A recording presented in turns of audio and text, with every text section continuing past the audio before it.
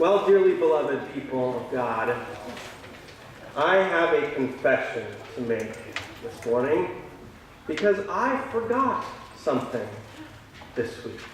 And I wasn't reminded about what I'd forgotten until I actually had seen someone post about it on Facebook later in the week. And I was totally reminded that I'd missed this particular turning point for us because I forgot that Wednesday was the vernal equinox. The horror. Right?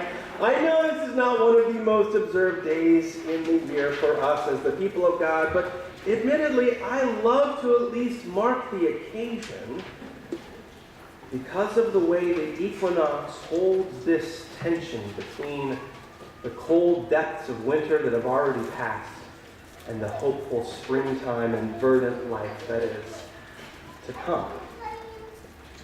Which is kind of fitting, I think, for this third week in the Advent, or in the Lenten season now, For by the time we get to this point in this holy season, we're almost to the middle ground. We're also occupying this sort of middle space as we hold in tension what has come before and look forward to the deliverance that will eventually come.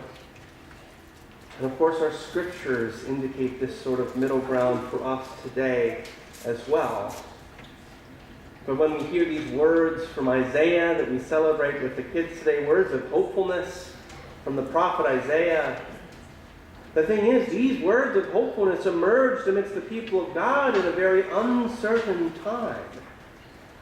The people were returning from exile, returning from being away from their homeland for a generation, and as much as that was a celebratory movement, very hopeful of God's deliverance, it was still not quite for sure that everything would work out okay.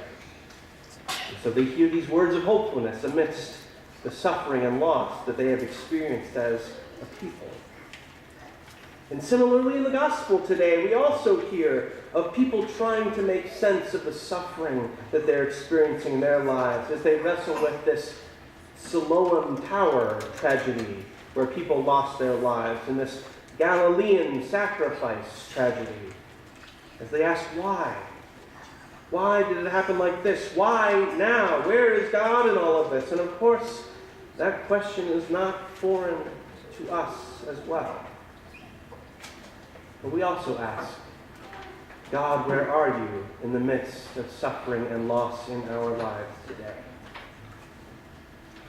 Between superstorms and flooding, and sicknesses and diseases and violence like that affecting our Muslim siblings in New Zealand, we are constantly trying to make sense out of the pain and death that continues to surround us.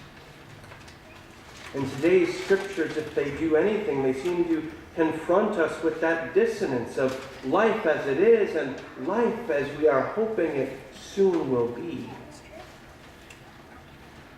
As much as we might hope for some concise answer that makes sense of it all and hopefully helps us reason through it so that we can move on to the next better chapter of life, instead, we don't get any answers. We simply get an invitation to continue to be with God, who holds us fast through it all.